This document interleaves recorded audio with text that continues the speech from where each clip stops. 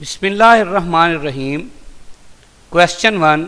Which of the following statements is incorrect about 2A and 7A group elements? Group 2A और group 7A elements के बारे में जो बात गलत है वो ढूंढनी है. Alpha, they are metals. 2A metals होते हैं जैसे beryllium, magnesium, calcium, strontium, barium वाकई मेटल्स हैं. 7A क्या हैं? Non metals. Fluorine, chlorine, bromine, iodine वगैरह नॉन मेटल्स हैं. तो ये बात सही है.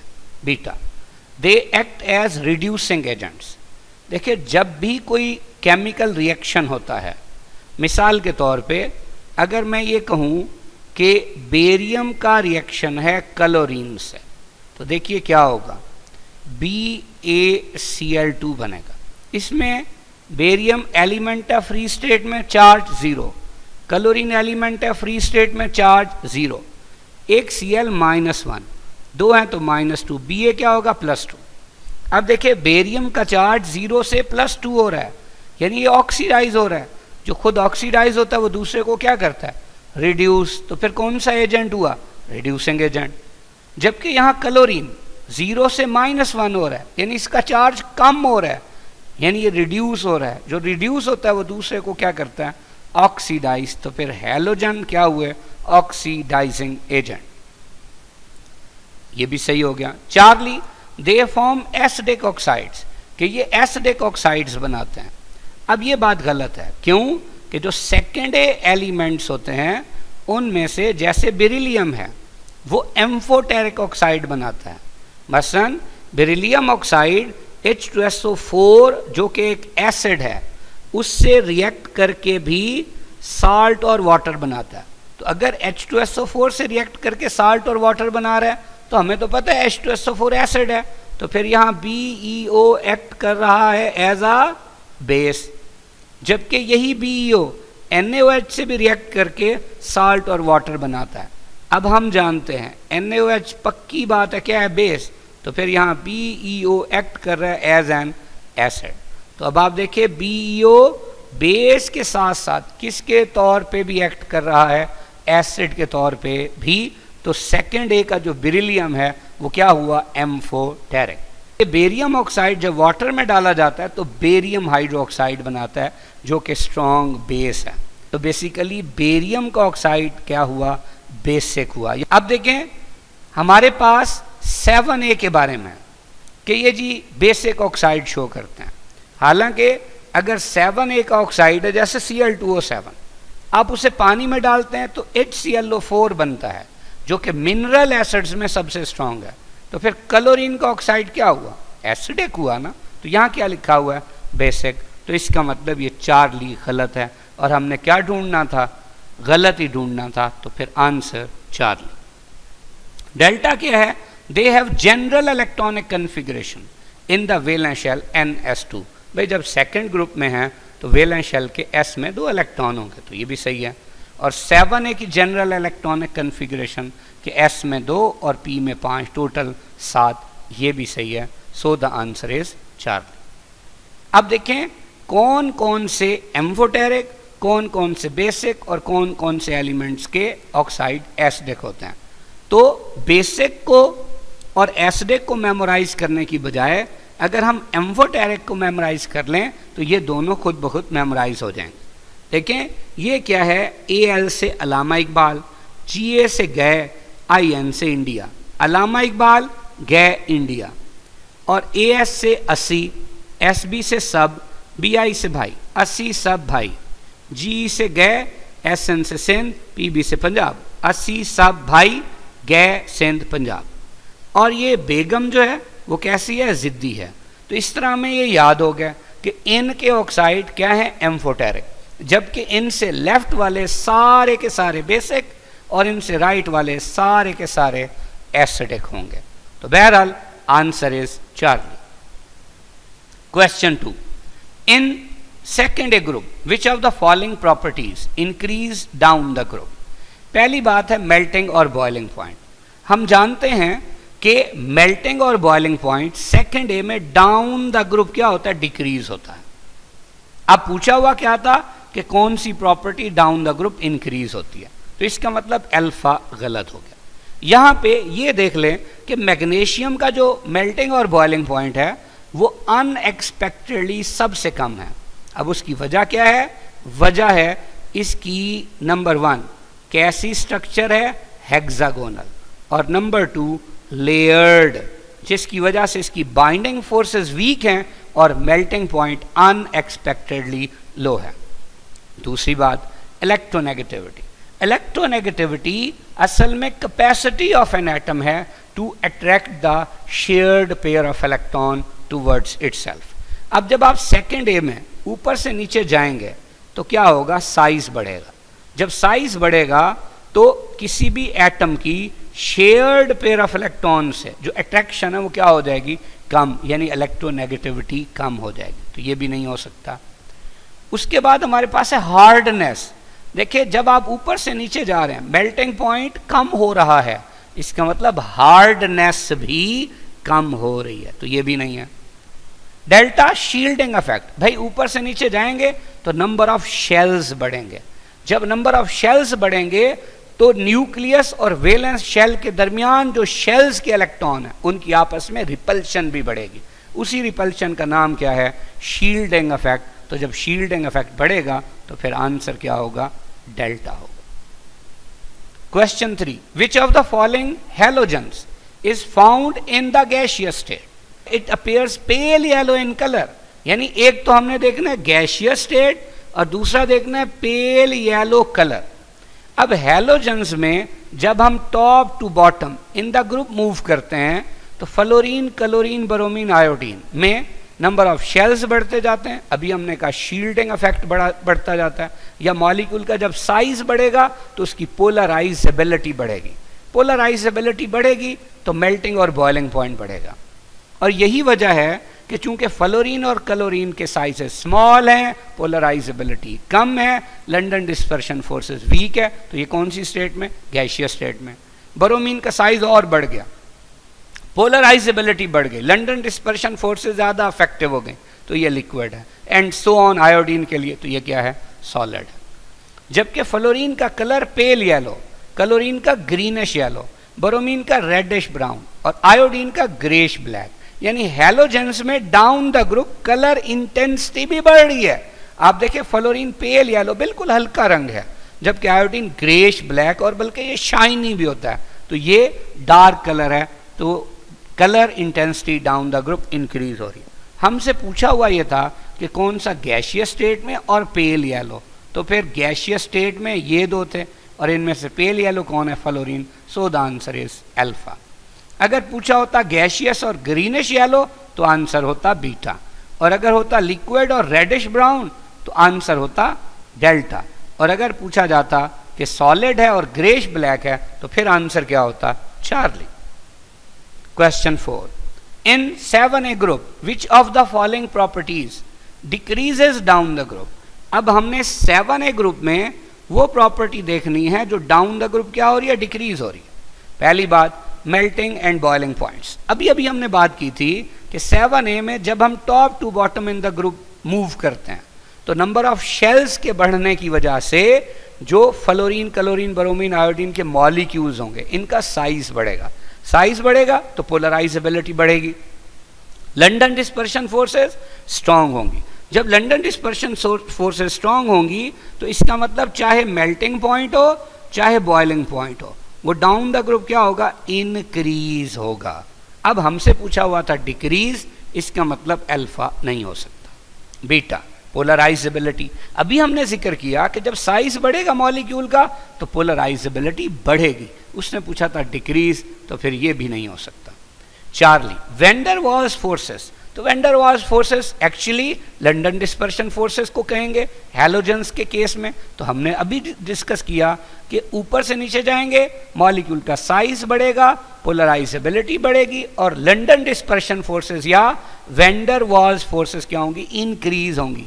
तो ये भी इंक्रीज हो रही है। पूछा डिक्रीज था तो ये भी नहीं हो सकता। तो फिर पक्की बात है आंसर क्या होगा? डेल्टा। लेकिन क्यों? देखिए, जब हम हैलोजेंस की बात करते हैं तो इनकी रिएक्टिविटी जो है that depends upon standard reduction potential. तो अब स्टैंडर्ड रिडक्शन पोटेंशियल हैलोजेंस में देखिए सबसे ज़्यादा किसका है, फ्लोरीन का, इसका मतलब उसकी रिएक्टिविटी सबसे ज़्यादा है, फिर क्लोरीन का, फिर ब्रोमीन का, और सबसे कम किसके, आयोडीन का।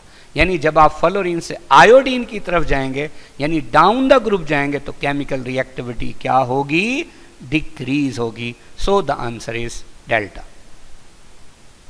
Question 5, which of the following compounds contain both chlorine and fluorine? किस कंपाउंड में दोनों क्लोरीन और फ्लोरीन मौजूद है? देखिए टेफ्लॉन क्या है, ये CF2 bond CF2 whole N है, इसे हम कहते हैं पॉलीटेट्राफ्लोरोएथलीन। तो इसमें देखिए इसमें तो सिर्फ फ्लोरीन है, क्लोरीन नहीं है, तो अल्फा गलत, बीटा।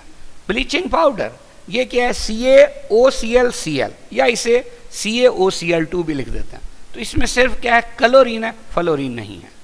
फ्रीऑन क्या है, या तो ये CCl2F2 या CClF3 वगैरह, यानी क्लोरोफ्लोरोकार्बन्स है, नाम से ही जाहिर है क्लोरीन भी है फ्लोरीन भी है। So the answer is Charlie. जबकि डेल्टा है क्रायोलाइट Na3AlF6, यहां F तो है पर क्या नहीं है, Cl नहीं है। Question 6, identify the incorrect statement about peculiar behaviour of fluorine. Alpha, F atom and F negative ion have small size. भाई जब आप हैलोजेंस के न्यूट्रल एटम यानी F, Cl, Br और I में से बात करेंगे तो चूंकि F सबसे ऊपर है, इसमें नंबर ऑफ शेल्स सबसे कम है, शील्डिंग इफेक्ट कम होगा, न्यूक्लियस की वैलेंस इलेक्ट्रॉन से अट्रैक्शन ज्यादा होगी, तो फिर साइज स्मॉल होगा। इसी तरह अगर एनाइंस को आपस में कंपेयर करेंगे, F negative, Cl negative, Br negative, I negative, तो उसमें भी F नेगेटिव में नंबर ऑफ शेल्स सबसे कम होंगे, शील्डिंग इफेक्ट कम होगा, न्यूक्लियस की वैलेंस इलेक्ट्रॉन से अट्रैक्शन ज्यादा होगी और साइज स्मॉल होगा। तो ये बात सही है। Beta, if it only reacts with noble gases among the halogens. Halogens में से नोबल गैसेस के साथ सिर्फ कौन रिएक्ट करता है, फ्लोरीन रिएक्ट करता है। बिल्कुल ठीक है, क्यों कि अभी हमने डिस्कस किया कि फ्लोरीन का स्टैंडर्ड रिडक्शन पोटेंशियल बहुत ज्यादा है, तो इसकी रिएक्टिविटी भी बहुत ज्यादा। Charlie, fluorine molecule has greater bond energy than that of chlorine. ये बात गलत है, क्यों कि देखिए जब हम बात करते हैं फ्लोरीन की तो FF है और क्लोरीन है तो वो क्या है, ClCl। अब FF का साइज है छोटा, ClCl का साइज है बड़ा, जबकि इनमें से हर एक के ऊपर 3 लोन पेयर भी पड़े हैं। अब होता क्या है कि फ्लोरीन का चूंकि साइज छोटा है तो इसके लोन पेयर बहुत करीब होंगे, एक दूसरे को बहुत ज्यादा रिपेल करेंगे, तो ये जो बॉन्ड है वो क्या हो जाएगा, वीक। जब बॉन्ड वीक हो जाएगा तो आसानी से टूट जाएगा, जब आसानी से टूट जाएगा तो बॉन्ड एनर्जी कम होगी। इसका मतलब फ्लोरीन और क्लोरीन में से कम बॉन्ड एनर्जी किसकी है, फ्लोरीन की, ना कि क्लोरीन की। जबकि यहां लिखा हुआ है कि F2 has greater bond energy, तो उलट हो गया, तो ये बात गलत है। Delta, it follows octet rule, इसलिए कि इसमें वेकेंट d ऑर्बिटल नहीं है। ये ज्यादा से ज्यादा क्या कर सकता है कि फ्लोरीन जिसका एटॉमिक नंबर 9 है और इलेक्ट्रॉनिक कन्फिग्रेशन 2 पहले शेल में, 7 दूसरे शेल में है, ये एक इलेक्ट्रॉन लेके F-1 बना देगा और इलेक्ट्रॉनिक कन्फिग्रेशन कर लेगा 2 और 8, यानी इससे ज्यादा ये इलेक्ट्रॉन गेन नहीं कर सकता, यानी मैक्सिमम क्या ओबे करेगा, ऑक्टेट रूल। तो ये बात सही है, तो गलत ढूंढनी थी। सो the answer is Charlie. Question 7, which of the following has more metallic character. देखिए अगर हम सेकंड ग्रुप में टॉप टू बॉटम मूव करें तो बेरिलियम, मैग्नीशियम, कैल्शियम, स्ट्रांशियम और बेरियम। अभी अभी हमने डिस्कस किया था कि जब आप ऊपर से नीचे जाते हैं तो बेसिकली नंबर ऑफ शेल्स बढ़ते हैं, शील्डिंग इफेक्ट बढ़ता है, साइज बढ़ता है, तो जो न्यूक्लियस होगा उसकी वैलेंस इलेक्ट्रॉन से अट्रैक्शन कम हो जाएगी, तो वो इलेक्ट्रॉन मोर डीलोकलाइज्ड हो जाएंगे। तो जितने इलेक्ट्रॉन मोर डीलोकलाइज्ड होते हैं उतना मेटालिक कैरेक्टर ज्यादा होता है। तो हमें समझ आ गई कि सेकंड ए में टॉप टू बॉटम एक्चुअली जो मेटालिक कैरेक्टर है वो क्या होता जाएगा, इंक्रीज होता जाएगा।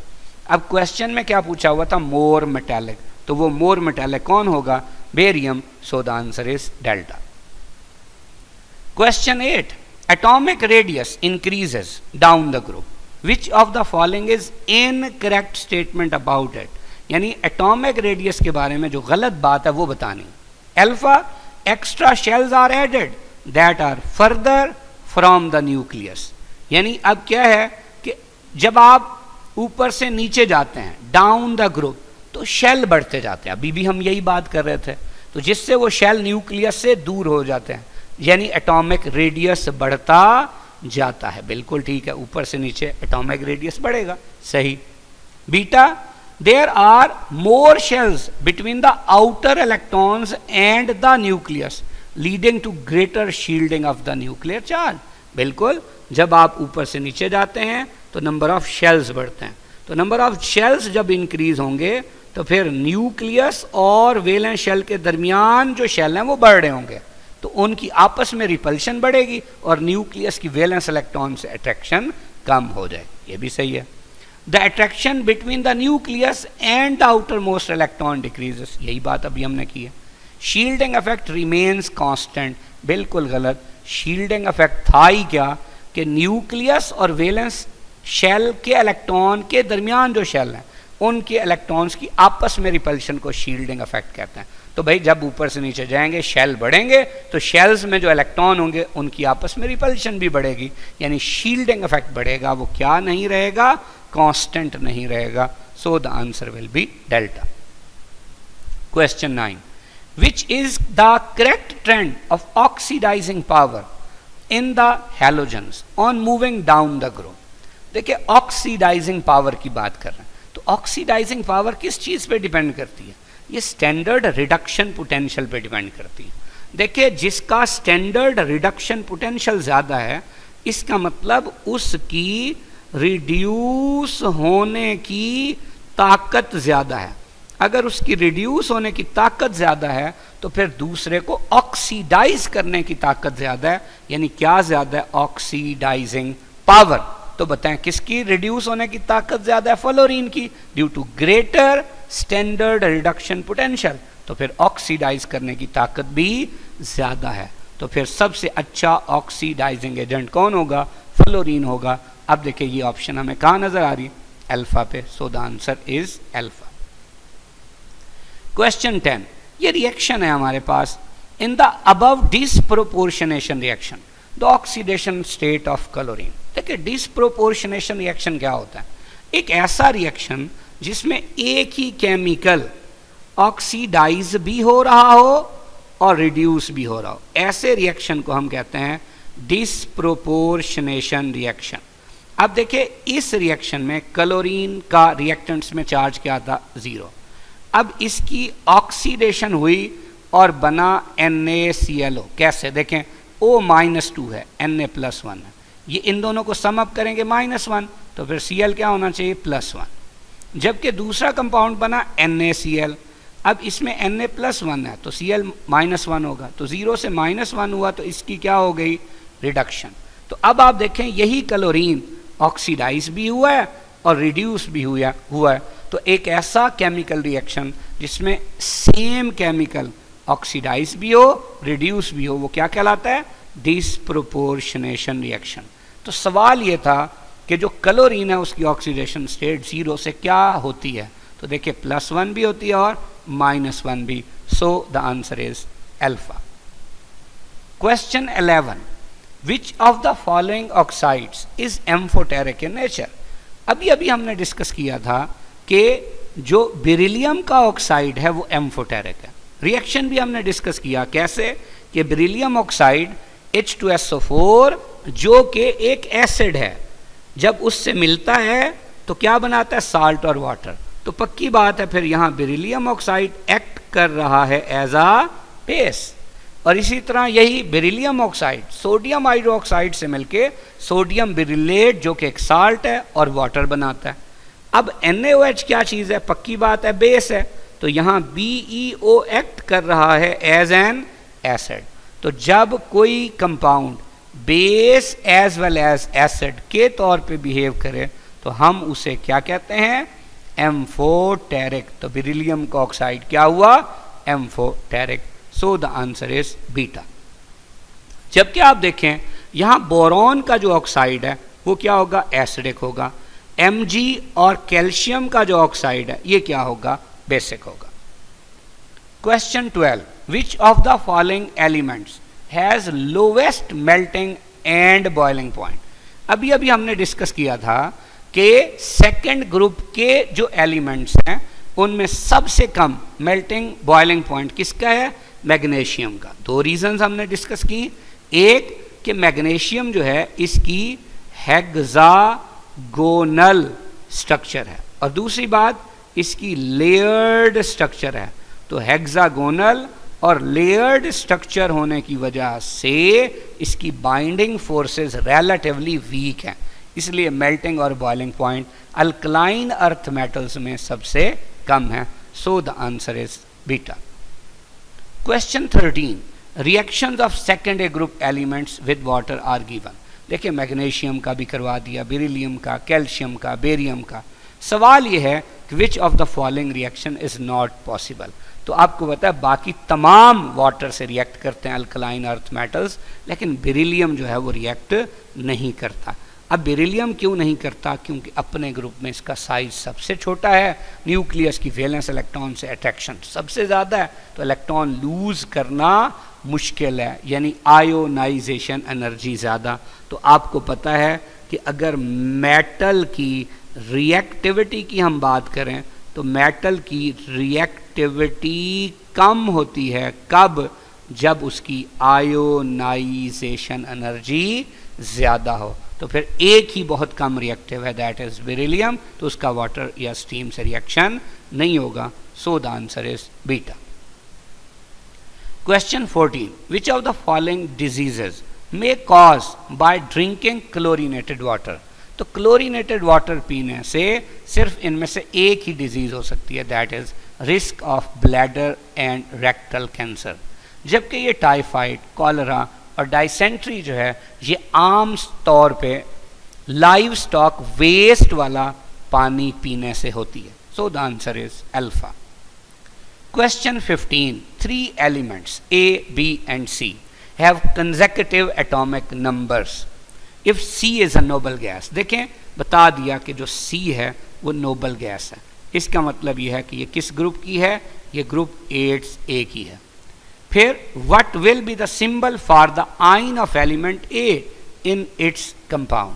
देखिए अगर हैं वो consecutive तो ये क्या होगा, यहाँ A होगा, यहाँ B होगा, पक्की बात है। फिर B किस ग्रुप का होगा, 7A का, और A किसका होगा, ये हमारे पास होगा 6A का। अब 6A के वैलेंस शेल में 6 इलेक्ट्रॉन होते हैं, तो ऑक्टेट कंप्लीट करने के लिए कितने इलेक्ट्रॉन चाहिए होंगे, 2। तो ये कितने गेन करेगा, 2, तो A-2 बन जाएगा in its compounds. So the answer will be alpha.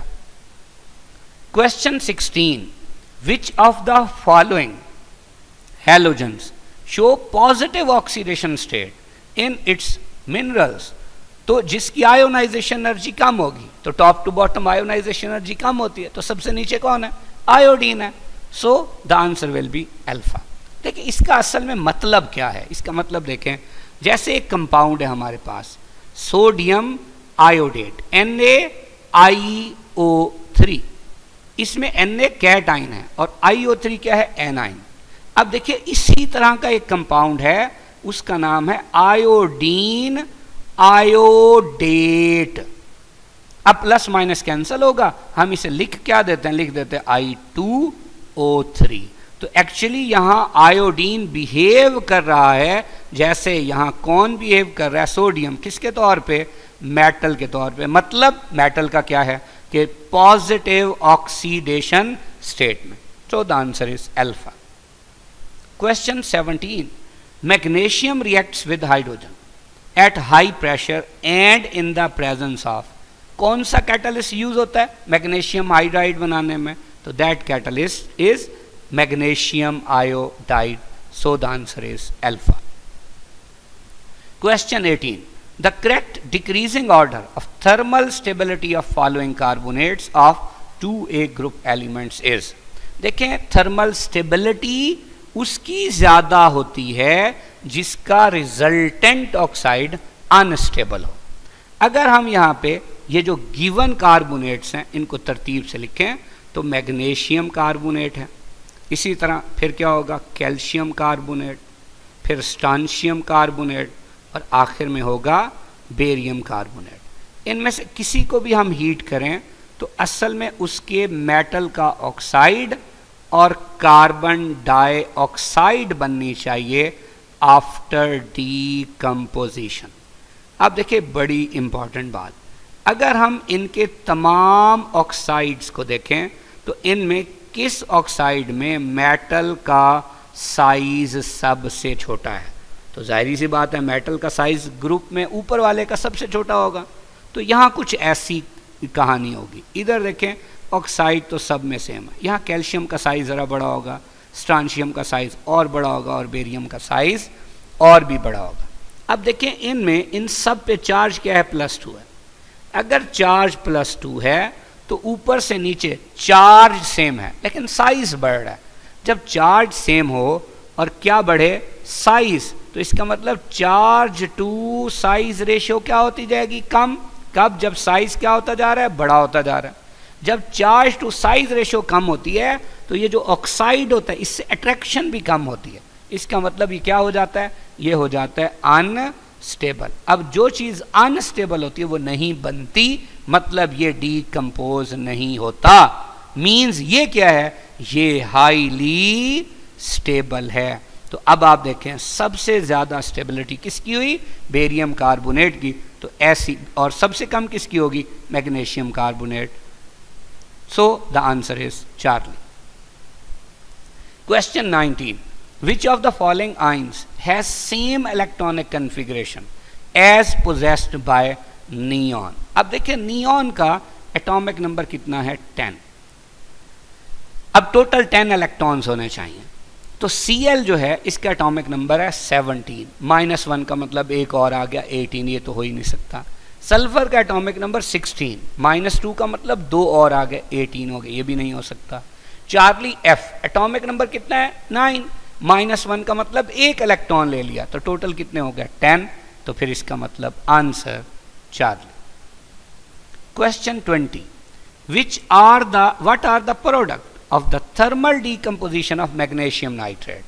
तो जब मैग्नीशियम नाइट्रेट को हीट करते हैं एट हाई टेम्परेचर तो उससे मैग्नीशियम का ऑक्साइड NO2 और ऑक्सीजन बनता है। तो ये कहाँ है? डेल्टा पे। So the answer is delta. Question 21, which of the following elements is expected to show the greatest tendency to form some covalent compounds? यानी किस में कोवेलेंट कंपाउंड बनाने की सबसे ज़्यादा टेंडेंसी है? याद रखें जितनी आयोनाइजेशन एनर्जी मेटल की कम होगी ना उतना आयनिक बॉन्ड बनाने की या आयनिक कंपाउंड बनाने की सलाहियत ज़्यादा होगी, और जितनी आयोनाइजेशन एनर्जी ज़्यादा होगी उतना कोवेलेंट बॉन्ड बनाने की सलाहियत ज़्यादा होगी। तो अब हमने वो मेटल ढूंढना है जिसकी आयोनाइजेशन एनर्जी ज़्यादा हो, और वो उसकी ज़्यादा होगी जिसका साइज़ अपने ग्रुप में सबसे छोटा हो।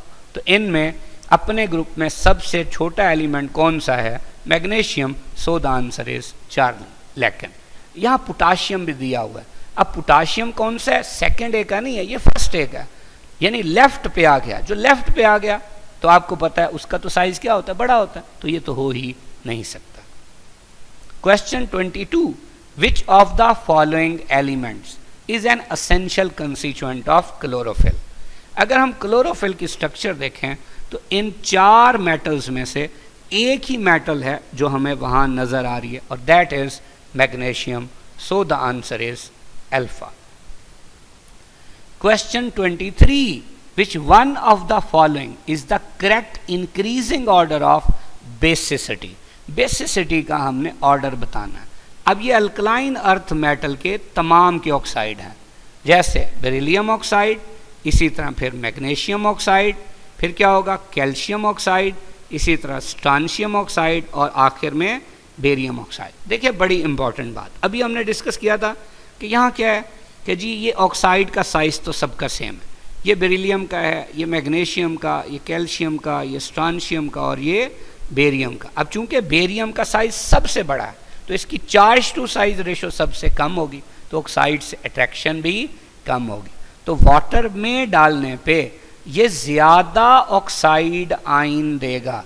अब जब ऑक्साइड आयन ज़्यादा होंगे तो यही ऑक्साइड हैं जो वाटर से मिलके क्या बनाते हैं, ये बनाते हैं हाइड्रो ऑक्साइड। तो फिर ये भी क्या होंगे, ज़्यादा होंगे। तो जो चीज़ वाटर में ज़्यादा हाइड्रो ऑक्साइड आयन देती है उसका बेसिक करैक्टर ज़्यादा होता है। तो सबसे ज़्यादा बेसिक करैक्टर किसका हुआ, BaO का, और सबसे कम किसका हुआ, BeO का। तो यही ऑर्डर होगा। कौन सी ऑप्शन है, alpha. Question 24, identify the correct statement about the solubility of compounds of 2A group elements. देखिए अल्फा है कि compounds of group 2 cations containing anions with a charge of -1 are generally soluble। जैसे मिसाल के तौर पे हमारे पास बेरिलियम, मैग्नीशियम वगैरह के हाइड्रो ऑक्साइड्स हैं। अब इन हाइड्रो ऑक्साइड्स में OH क्या होता है, -1 होता है। तो यही कहा था कि जिसमें एनाइन -1 हो वो क्या होते हैं, सॉल्युबल। तो वाकई ये क्या होते हैं, सॉल्युबल होते हैं। बीटा है compounds of group 2A cations containing anions with a charge of -2 are generally insoluble. देखिए अगर हम बात करते हैं -2 वालों की, जैसे कार्बोनेट है CO3 -2, जैसे सल्फेट है SO4 -2, तो आप जानते हैं कि जैसे बेरियम कार्बोनेट है, अब बेरियम कार्बोनेट वाटर में सॉल्युबल नहीं है, इसी तरह बेरियम सल्फेट है, ये भी वाटर में सॉल्युबल नहीं है। इसका मतलब ये बात भी सही है। So the answer will B Charlie. Question 25, which of the following cations has greater hydration energy. किसकी हाइड्रेशन एनर्जी ज्यादा है। देखिए हाइड्रेशन एनर्जी जो है ये डिपेंड करती है किसके ऊपर, ये डिपेंड करती है चार्ज टू साइज रेशो पे। जितनी चार्ज टू साइज रेशो ज़्यादा उतनी हाइड्रेशन एनर्जी भी ज़्यादा होगी। अब देखें इसका मतलब चार्ज ज़्यादा होगा तो हाइड्रेशन एनर्जी ज़्यादा होगी। तो अल्फा और चार्ली तो हो गया गलत, क्योंकि इनका चार्ज बाकी दो की निस्बत कम है। अगली बात, साइज कम होगा तो हाइड्रेशन एनर्जी ज़्यादा होगी। तो अब मैग्नीशियम और कैल्शियम में ग्रुप में कौन ऊपर है, मैग्नीशियम। इसका मतलब इसका साइज कम होगा और हाइड्रेशन एनर्जी ज़्यादा होगी। So the answer will be beta, और ये डाटा भी दिया हुआ। Question 26, which of the following gases is released when magnesium reacts with nitrogen gas to form magnesium nitride followed by hydrolysis.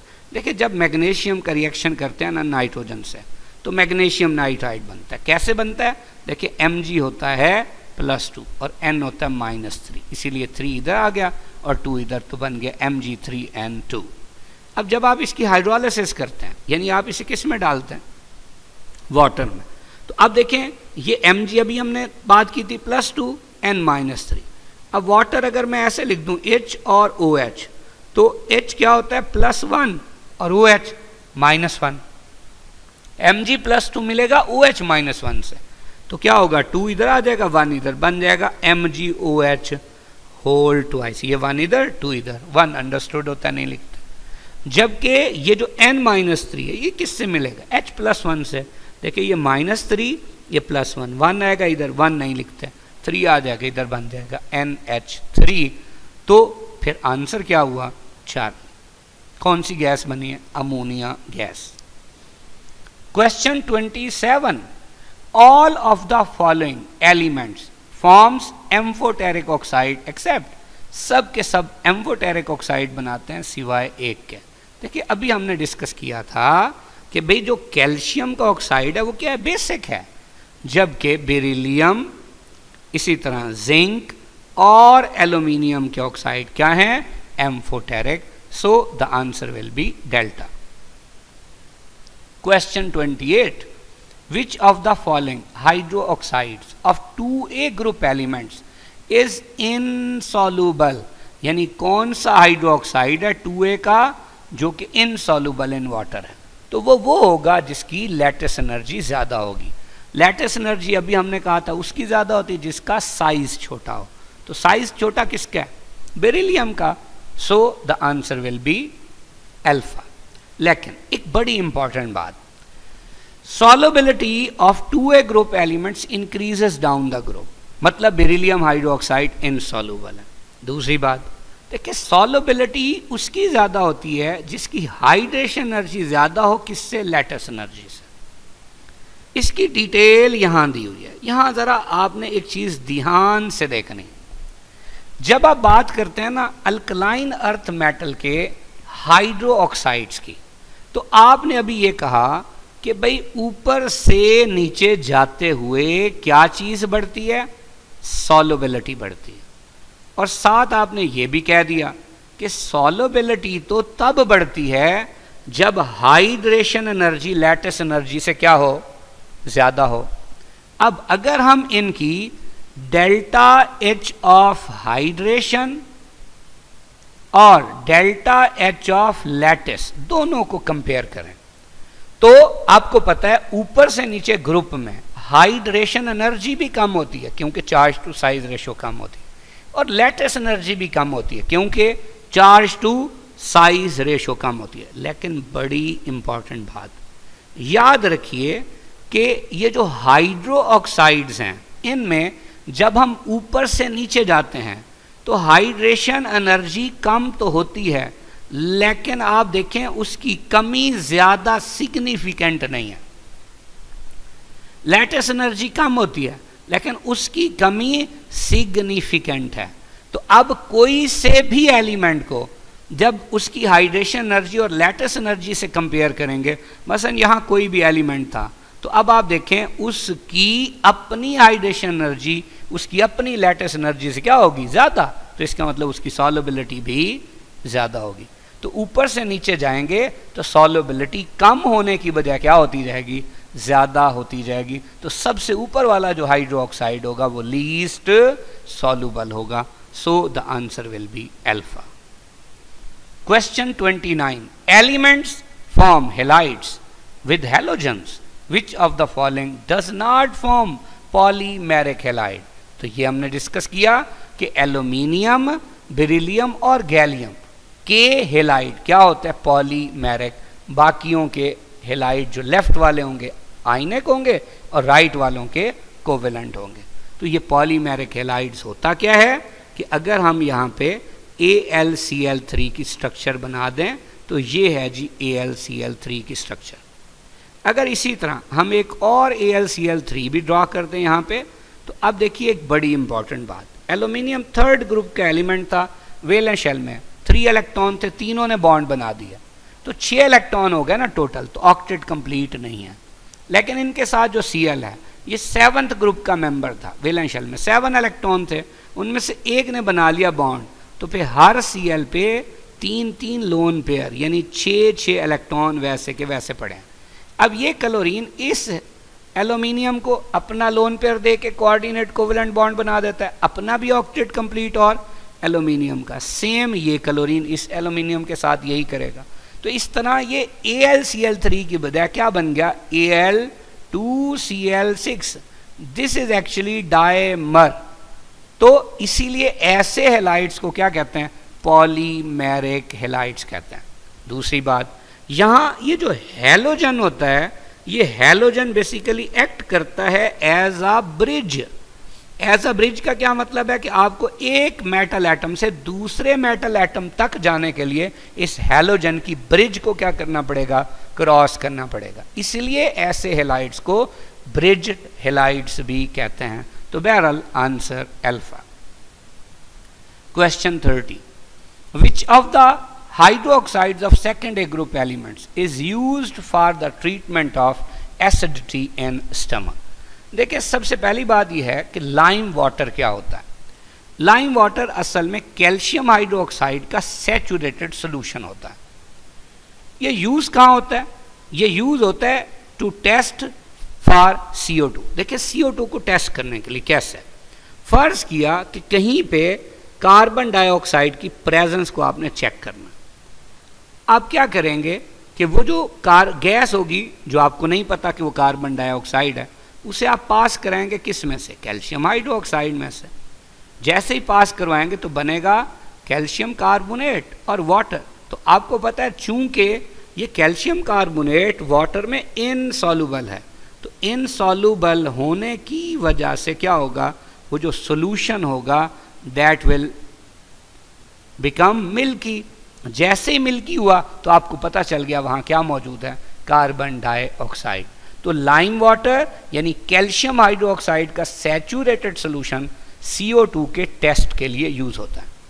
जबकि मिल्क ऑफ मैग्नीशिया क्या होता है, ये मैग्नीशियम हाइड्रोक्साइड की सस्पेंशन होती है और ये यूज किया जाता है किसके लिए, ये स्टमक में एसिडिटी की ट्रीटमेंट के लिए, क्योंकि ये बेस है तो ये अगर एसिडिटी होगी तो उसको न्यूट्रलाइज कर देगा। तो बहरहाल पूछा हुआ क्या था कि स्टमक में एसिडिटी की ट्रीटमेंट के लिए, so the answer is Charlie, milk of magnesia. Question 31, in modern periodic table the elements in group 2b are, भाई 2b में कौन से एलिमेंट्स हैं, जिंक, कैडमियम और mercury, so the answer is beta. Question 32, the solubility of hydro oxides of 2a group elements. अभी हमने बात की थी कि ऊपर से नीचे जाएंगे तो जो हाइड्रो ऑक्साइड्स होंगे 2a के, उनकी सॉल्युबिलिटी क्या होगी, इंक्रीज होगी। अब क्यों इंक्रीज होगी, क्योंकि हमने पढ़ा था कि लैटिस एनर्जी ऊपर से नीचे डिक्रीज होती है। तो फिर ऐसी बात हमें कहाँ नजर आ रही है, अल्फा पे, so the answer is alpha. Question 33, which of the following oxy acid of chlorine is the weakest acid. देखिए हैलोजन के 4 ऑक्सी एसिड होते हैं। अगर हम क्लोरीन एज हैलोजन ले लें तो उसका एक एसिड होगा HClO, जिसे हम कहते हैं हाइपोक्लोरस एसिड। दूसरा होगा HClO2 जिसे क्लोरस एसिड कहते हैं। एक होगा HClO3 जिसे क्लोरिक एसिड कहते हैं, और एक होगा HClO4 जिसे परक्लोरिक एसिड कहते हैं। अब जो पहले वाला है इसमें Cl+1 है, इसमें Cl+3 है, इसमें Cl+5 है और इसमें Cl क्या है +7। अब वीकेस्ट एसिड पूछा हुआ। देखिए बड़ी इंपॉर्टेंट बात कि जो HClO है, चूंकि इसमें Cl पे जो चार्ज है वो कम है, तो इसका ऑक्साइड और Cl के दरमियान जो इलेक्ट्रॉन है उनकी तरफ अट्रैक्शन भी कम होगी। तो फिर इस ऑक्सीजन की इस H और O के इलेक्ट्रॉन की तरफ अट्रैक्शन कम होगी। तो ये जो हाइड्रोजन है अगर डेफिशिएंट इन इलेक्ट्रॉन होगा भी तो कम होगा, मतलब कम पार्शियल पॉजिटिव चार्ज होगा। जबकि जैसे जैसे हैलोजन का चार्ज बढ़ता जाएगा तो इसकी इस O के इलेक्ट्रॉन पेयर को खींचने की सलाहियत बढ़ती जाएगी। तो ये इस O की इस H के इलेक्ट्रॉन को खींचने की सलाहियत बढ़ती जाएगी। तो फिर ये जो H है ये उस H की निस्बत ज्यादा इलेक्ट्रॉन डेफिशिएंट होगा, यानी ज्यादा पार्शियल पॉजिटिवली चार्ज होगा। लिहाजा अब ये वाला H इस तरह बॉन्ड दे के आसानी से जा सकता है या ये वाला H, तो कॉमन सेंस की बात है ये वाला H। अगर ये वाला H आसानी से जा सकता है तो इसकी एसिडिटी सबसे ज़्यादा होगी, और ये मुश्किल से जा सकता है तो इसकी एसिडिटी सबसे कम होगी। तो हमें क्या पता चला कि HClO सबसे वीक एसिड है और ये ऑर्डर है। तो सबसे स्ट्रॉन्ग एसिड कौन सा है, HClO4 पूछा हुआ था सबसे weak, so the answer is alpha. Question 34, MgO is used in making of the lining of the blast furnaces. It is extracted from sea water as follows.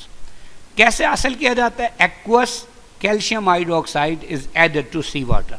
अब सी वाटर में जो मैग्नीशियम क्लोराइड होता है वो calcium hydroxide से react करके double displacement reaction से magnesium hydroxide और कैल्शियम क्लोराइड बना देता है। The magnesium hydroxide is then filtered off, इसे हम फिल्टर कर लेते हैं, एंड रोस्टेड। रोस्टेड मतलब वाटर वगैरह एवेपोरेट कर लेंगे और फिर क्या होगा, वाटर निकल जाएगा, MgO बन जाएगा।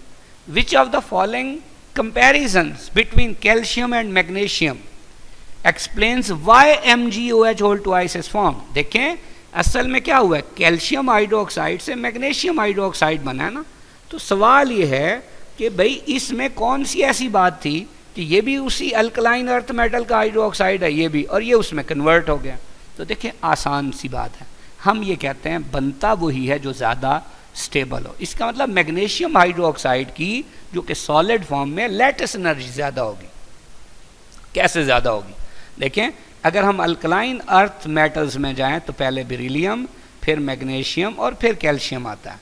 चार्जेस सब में क्या है? +2 हैं। अब हाइड्रोक्साइड हैं, हाइड्रोक्साइड सब में क्या है? -1 है। अब देखिए कॉमन सेंस की बात कि कैल्शियम की निस्बत मैग्नीशियम का जो साइज होगा वो क्या होगा? स्मॉल। जब मैग्नीशियम का साइज कैल्शियम की निस्बत स्मॉल होगा तो इसकी चार्ज टू साइज रेशियो ज़्यादा होगी, तो OH आयन से अट्रैक्शन भी ज़्यादा होगी। जब अट्रैक्शन भी ज़्यादा होगी तो ये आसानी से इसको छोड़ेगा या मुश्किल से? आसानी से छोड़ेगा। मतलब इसकी सॉल्युबिलिटी कम होगी, और सॉल्युबिलिटी तो उसकी कम होती है जिसका सॉल्युबिलिटी प्रोडक्ट भी कम हो। सो the answer will be delta. Question 35, which of the following halogens replace all other in redox reaction? देखिए, हैलोजन वो रिप्लेस कर सकता है बाकी हैलोजेंस को जिसमें रिड्यूस होने की ताकत सबसे ज़्यादा हो। ये देखें, ये स्टैंडर्ड रिडक्शन पोटेंशियल की वैल्यू है। एक एग्जाम्पल के तौर पे रिएक्शन लिखते हैं। मैं कहता हूँ जी हमारे पास है फ्लोरीन जो कि न्यूट्रल फॉर्म में, इसका रिएक्शन करवा दिया सोडियम क्लोराइड से जो कि क्लोरीन का साल्ट है। अब जब रिएक्शन होगा तो इसे बनना चाहिए Cl2 और बनना चाहिए 2NaF।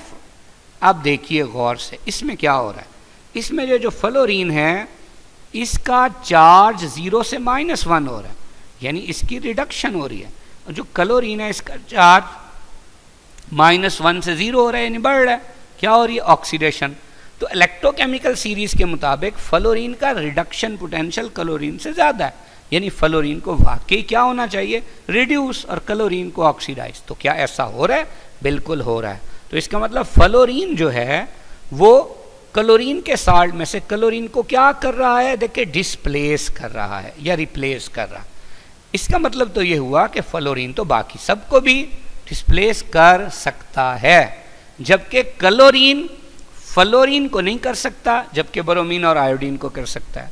ब्रोमीन क्लोरीन और फ्लोरीन को नहीं कर सकता, आयोडीन को कर सकता है, जबकि आयोडीन किसी को भी नहीं कर सकता। यानी अगर यहाँ ये रिएक्शन होता कि I2 + 2NaCl और हम ये कहते कि बनेगा Cl2 और 2NaI, यानी ये देखें, ये +1, ये -1, ये 0, ये +1 और ये -1। तो यहाँ देखें I की क्या हुई है? I की हुई है रिडक्शन, और ये जो Cl है इसकी क्या हुई है? ऑक्सीडेशन। तो सीरीज में देखें क्लोरीन का रिडक्शन पोटेंशियल ज़्यादा है आयोडीन से, यानी क्लोरीन की रिडक्शन होनी चाहिए। यहाँ क्या हुई है? ऑक्सीडेशन। तो ऐसा हो ही नहीं सकता। मतलब आयोडीन किसी को भी उसके साल्ट सोल्यूशन में से रिप्लेस नहीं कर सकता। किसको बोला? हैलोजन को। तो कौन कर सकता है सबको? Fluorine. So the answer will be alpha. Best of luck. Allah Hafiz.